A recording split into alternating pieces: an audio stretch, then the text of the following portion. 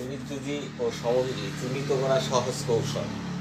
উচ্চারণে আম বা ধাতু যদি থাকে তাহলে সেটি তড়িৎযোজী হবে। উচ্চারণে আম বলতে বোঝায় যেরকম পটাশিয়াম, পটাশিয়াম, শিয়ামের শেষে কি আছে? আম, তাহলে এটি তড়িৎযোজী হবে।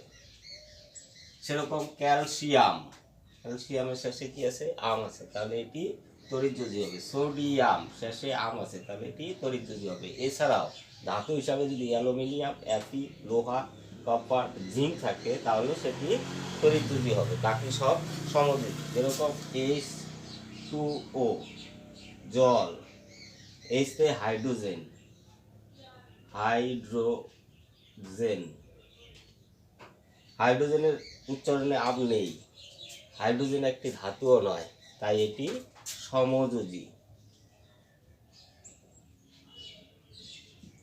CaO calcium,